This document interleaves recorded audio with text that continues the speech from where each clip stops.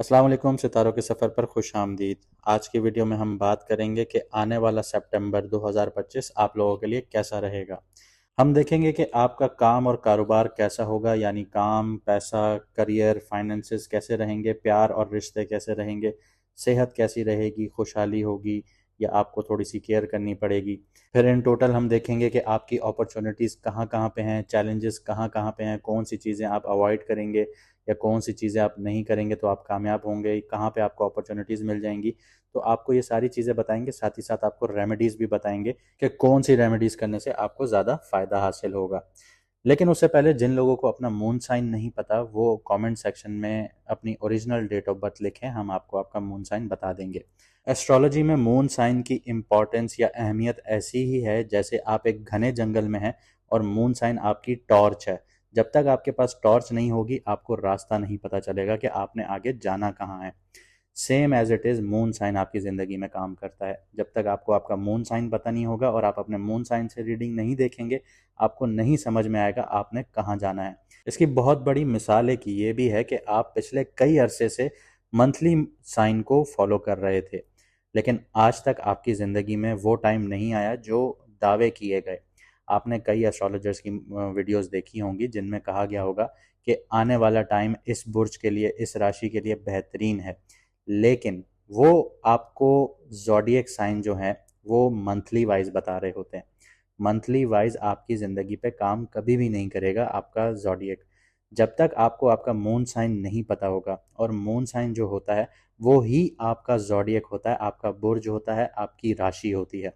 आप moon sign से अपनी ज़िंदगी को फॉलो करेंगे, उसके हिसाब से काम करेंगे, कारोबार करेंगे, नौकरी करेंगे, या अपने मून साइन के कंपैटिबल स्टार से ही शादी करेंगे, तो आपकी शादियों में भी कामयाबियाँ आएंगी, डाइवोर्स कम होगी। अगर आप लोग डाइवोर्स्ड हैं, आप लोगों के काम कारोबार में आपको नहीं पता चल रहा कि आप लोग इन्वेस्टमेंट करे जा रहे हैं लेकिन रिटर्न नहीं आ रहे, पैसा नहीं आ रहा, समझ में नहीं आ रहा आप लोगों को कि आप लोगों को क्या करना चाहिए, तो आपको व्हाट्सएप का नंबर स्क्रीन पर नज़र आ रहा होगा। आप लोग अपना अपॉइंटमेंट बुक करवा के अपनी पूरी गाइडेंस ले लें, ताकि आपको आपका काम, कारोबार, शादी कहाँ करनी है, कैसे करनी है, ये सारी चीज़ें आपको पता चल सकें ताकि आप आगे ज़िंदगी में बढ़ सकें।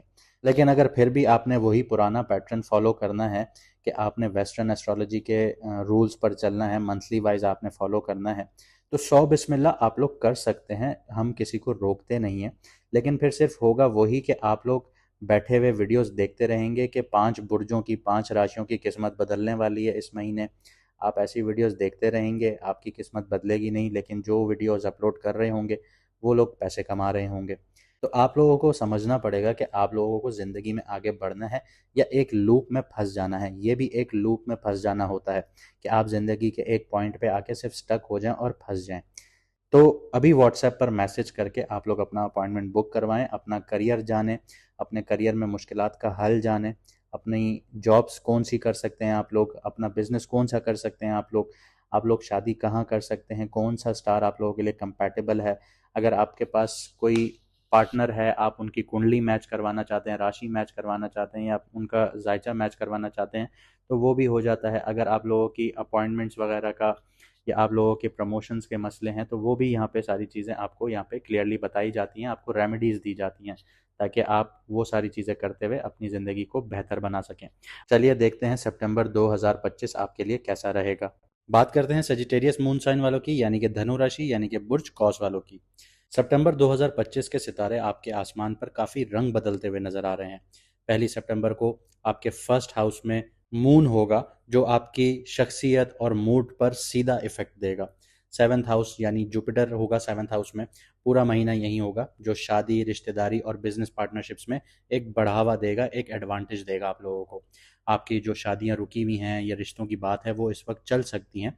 साथ ही साथ आपकी बिजनेस पार्टनरशिप में भी एक आपको ब्लेसिंग मिलेगी। इसके अलावा सैटर्न जो है वो रेट्रोग्रेड है आपके फोर्थ हाउस में, जो कि ढैया का टाइम पीरियड है। घर, माँ और अंदरूनी आपके जो सुकून है या आपकी गाड़ी से रिलेटेड जो सुकून है उनमें रुकावटें या आपको स्लो प्रोग्रेस नज़र आएगी। मार्स विर्गो में है, यानी आपके 10th हाउस में, और 11th में ट्रांजिट करेगा, तो करियर और दोस्तों के सिलसिले में एक्शन और कभी कभी गुस्सा देखने को मिलेगा। 9th हाउस में सन है, मरकरी है और केतु है। इसका मतलब ये है कि आपकी लक आपके सफ़र के सिलसिले में मिक्स्ड रिजल्ट मिलेंगे आप लोगों को। अगर आप लोग हायर एजुकेशन हासिल कर रहे हैं तो वहाँ पे भी आपको कभी अप्स एंड डाउन्स देखने को मिलेंगे। कहीं सफ़र भी हो सकता है लेकिन प्लानिंग में गड़बड़ भी हो सकती है। वीनस आपके 8th हाउस में, 8th हाउस से निकलकर 9th हाउस में आएगा, तो ये प्यार, रिश्तों और फाइनेंशियल सरप्राइजेस के रंग बदलता हुआ नजर आएगा आप लोगों को। राहु 3rd हाउस में है, यानी कम्युनिकेशन और स्किल्स बहुत तेज होते हुए नजर आते हैं। अगर आप लोग इस टाइम पीरियड में कोई कम्युनिकेशन बेस्ड आप लोग स्किल्स सीखते हैं या आप लोग मीडिया से रिलेटेड स्किल्स सीखते हैं तो आपके लिए बहुत प्रॉफिटेबल होगा, लेकिन कभी कभी मिसअंडरस्टैंडिंग्स भी देखने को मिलेंगी। मून का जो मैप होगा, जो मून आपकी कुंडली में ट्रांजिट करेगा, उसके ऊपर बात कर लेते हैं। 1 से 3 सितंबर जो है मून सेजिटेरियस और कैप्रिकॉन की तरफ से जाएगा, तो एक एनर्जी फ्रेश होगी आप लोगों के, नए इरादे बनते हुए नजर आएंगे, पॉजिटिव स्टार्ट नजर आएगा मंथ के स्टार्टिंग में। 4 to 7 सितंबर मून जो है वो कैप्रिकॉन से एक्वेरियस तक होगा, तो फाइनेंशियल और कम्युनिकेशन इश्यूज के दिन होंगे। पैसों में गड़बड़ या दोस्त से लड़ाई झगड़े भी देखने को मिलेंगे। 8 से 10 सितंबर पाइसिस और एरीज में होगा। इमोशन से आप लोग भरे हुए होंगे। घर वालों के सिलसिले में टेंशन देखने को मिल सकती हैं, लेकिन रोमांस का एलिमेंट अभी जिंदा रहेगा। 12 से 14 सितंबर टॉरस से जेमिनाई में होगा मून जो है। हेल्थ और पार्टनरशिप्स को ध्यान देना होगा। इंपॉर्टेंट मीटिंग्स के दिन होंगे, यहाँ पे आप लोग इंपॉर्टेंट मीटिंग्स कर सकते हैं। 16 से 19 सितंबर कैंसर टू लियो होगा मून। दिल और रिश्तों में उलझन देखने को मिलेगी, लेकिन वीनस और केतु की वजह से मिसअंडरस्टैंडिंग यहाँ पे क्रिएट होती हुई नजर आएंगी। 21 से 25 सितंबर विर्गो और लिब्रा स्कॉर्पियो की तरफ होगा मून जो है। करियर और दोस्ती के फ्रंट्स पर बहुत ज़्यादा तेजी नजर आएंगी, लेकिन यहाँ पे गुस्सा और इम्पल्सिव डिसीजन जो होंगे उनसे आपको बचना होगा। आखिर में 29 से 30 सितंबर यानी आपके पहले घर में वापस मून आएगा। महीना आप ही के घर से शुरू हुआ था, आप ही के घर पे वापस खत्म होगा, मून साइन यहीं पे आएगा, तो दोबारा से फ्रेश होप और क्लैरिटी के साथ आपका अगला महीना भी स्टार्ट होगा। काम और पैसे के लिहाज से बात करें, करियर और फाइनेंस के हवाले से बात करें, तो मार्स का 10th हाउस विर्गो में होना और यहाँ से ट्रांजिट कर जाना आपके 11th हाउस में 15 सितंबर तक, तो करियर में इंटेंस एक्टिविटीज़ देखने को मिलेंगी आप लोगों को। नए प्रोजेक्ट्स मिलेंगे, डेडलाइंस और बॉस की तरफ से प्रेशर भी बहुत ज़्यादा बढ़ेगा आप लोगों के लिए, क्योंकि आप लोग वैसे ही 7.5 में हैं। मार्स और सैटर्न की जो नज़रात हैं वो हमने डिस्कस की थी पिछली वीडियोस में। आपको अपने टेम्पर पे कंट्रोल रखना होगा, अपने गुस्से पे कंट्रोल करना होगा, वरना आपकी छोटी सी भी गलती बड़ी आर्ग्यूमेंट में तब्दील होगी, और जो बड़ी आर्ग्यूमेंट है ढैया के टाइम पीरियड में चलते हुए आपकी नौकरी या आपका बिजनेस इफेक्ट हो सकता है। इसके अलावा 14 सितंबर के बाद जब मार्स आपके 11th हाउस में ट्रांजिट करेगा, तो दोस्तों और नेटवर्क से बहुत ज़्यादा आप लोगों को फ़ायदा हासिल होगा। कोई नई दोस्ती या ग्रुप प्रोजेक्ट, या फिर आप लोगों को कोई ऐसा आपका कोई पैसिव इनकम का प्रोजेक्ट चल रहा हो तो वहाँ से बहुत ज़्यादा पैसा भी आ सकता है, नाम भी बन सकता है आप लोगों का। फाइनेंस के हवाले से बात करूँ, सेकंड, 5 और 11th हाउस इंपॉर्टेंट है।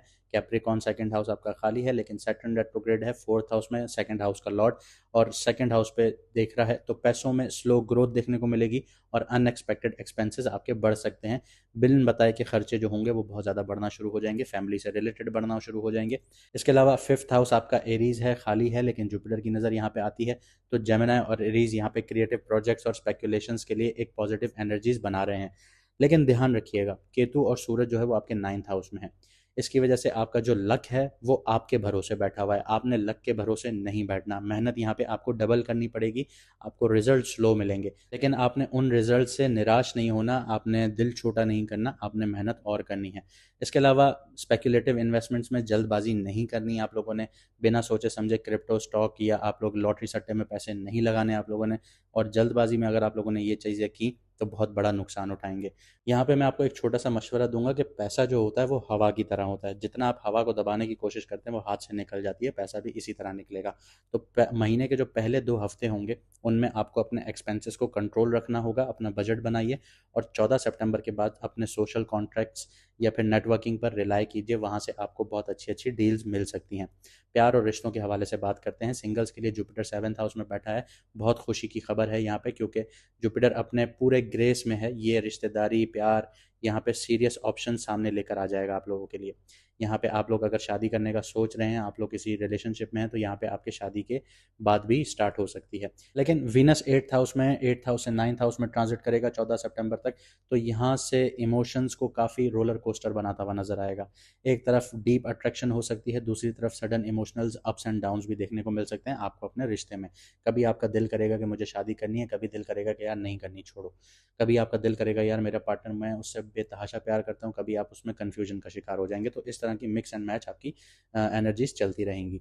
मैरिड और कमिटेड सजिटेरियस के लिए बात करूं तो सैटर्न रेट्रोग्रेड है 4th हाउस में। इसकी वजह से घर का जो माहौल है वो कभी कभी बहुत ठंडा सर्द महरी का शिकार हो सकता है।